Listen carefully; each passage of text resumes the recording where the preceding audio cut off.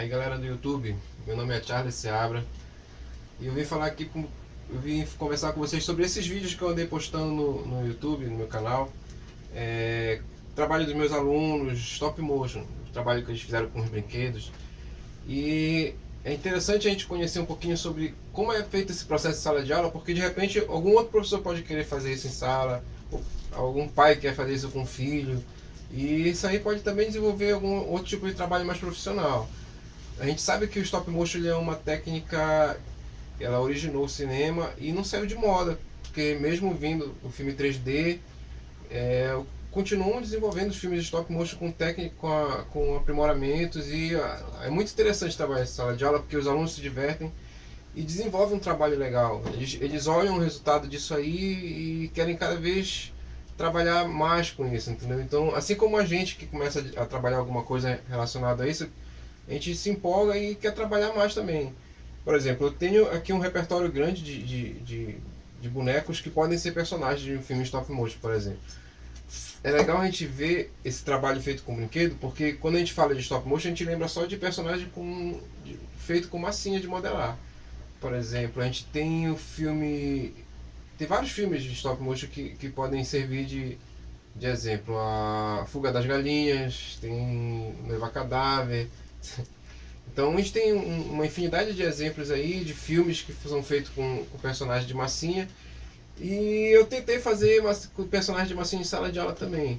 Quando eu comecei a trabalhar stop motion com meus alunos, eu percebi que eles se envolviam tanto com os cenários que quando eles iam trabalhar o personagem, eles já estavam cansados, meio desmotivados, o personagem não saía tão interessante. E a gente em sala de aula a gente precisa ter um ritmo um pouquinho mais acelerado. A gente não tem tanto tempo para trabalhar como um estúdio stop motion profissional, que geralmente eles demoram muito tempo para desenvolver um trabalho. A gente tem que ter um ritmo um pouquinho mais acelerado. Então eu resolvi trabalhar com algo pronto. Então, bonecos já prontos, que tem uma certa mobilidade, mesmo que a mobilidade seja um pouquinho resumida. Por exemplo, aqui tem bonecos Playmobil que o movimento da perna só é de sentar. Mesmo assim, tem como criar uma mobilidade, um andar nesse boneco, dependendo do tipo de movimentação que a gente dá na filmagem. Então, basicamente, esses vídeos que a gente vai fazer agora vai ser para demonstrar como isso foi trabalhado em sala de aula, como foi para chegar no resultado que vocês já viram alguns vídeos que eu postei anteriormente. A minha intenção é a gente poder montar junto alguns filmes e desenvolver melhor esse trabalho. Então a gente bate um papo legal, vocês podem comentar alguma coisa, perguntar, e eu vou demonstrando como é feito o cenário, como a gente pode dar esse movimento para o personagem, que tipo de programa de computador a gente pode estar usando, entendeu? Então vai ser um bate-papo inicial, assim. Esse primeiro vídeo vai ser mais para a gente conversar um pouquinho a respeito. Nos próximos vídeos eu já vou demonstrar como a gente pode estar montando o cenário e como a gente pode estar trabalhando os personagens com esses cenários.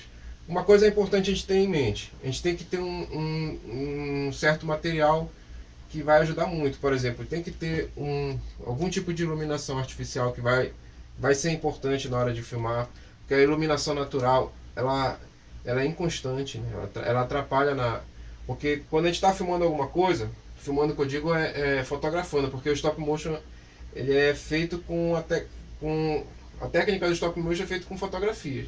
Então são várias fotos que a gente tira para dar movimento para o personagem usando um software ou então algum aplicativo de celular. Só que quando a gente tira a primeira foto, se for uma luz natural, a partir da segunda foto a luz já interferiu na imagem. Então não é interessante que a gente trabalhe com luz natural, sempre uma luz artificial. Então é importante a iluminação, é importante ter um programa de computador que vá dar esse movimento depois para o personagem. Então eu posso sugerir alguns, inclusive tem os programas mais básicos do computador que servem como programa de animação. Então tem a iluminação, tem um programa e uma boa câmera ou uma boa web. A web ela ajuda bastante porque ela pode ser projetada para dentro da cena. E o que é importante a gente ter em mente também, por exemplo, não tem como começar um filme stop motion sem um roteiro, sem um storyboard. O que é um storyboard? Eu não fiz aqui, mas eu só fiz um rascunho, que são alguns quadrinhos. Storyboard é como se fosse a cena que vai seguir no filme e ela tem que ser desenhada. Então eu não posso só movimentar por movimentar algum personagem. Eu tenho que ter em mente tudo que vai acontecer do começo até o final. Então, para isso que serve o roteiro. O roteiro ele é a história toda escrita, de tudo que vai acontecer, toda detalhada.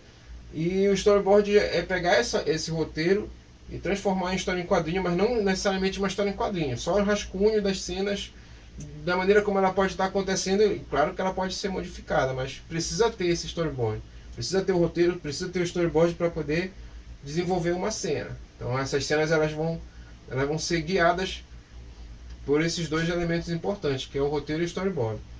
Então a princípio é isso.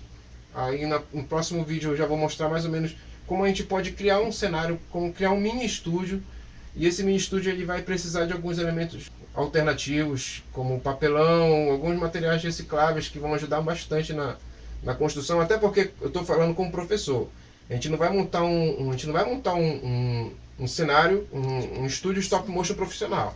A gente vai montar um estúdio stop motion com certas limitações que os alunos têm em sala de aula. Eu quero mostrar para vocês como a gente pode trabalhar em sala de aula, mas de uma maneira que tenha um resultado gratificante, entendeu? Não é uma coisa assim, porque não é profissional, porque não tem material adequado, que não vai sair um resultado gratificante, porque os alunos já gostaram muito do resultado e isso aí vai gerar frutos. Então a gente pode conversar muito a respeito e a gente vai desenvolver muitas coisas também. Dê um like no vídeo e se inscrevam no canal, que aí os próximos vídeos vão ser também bem mais práticos, mais interessantes, e a gente se vê por aí. Abração.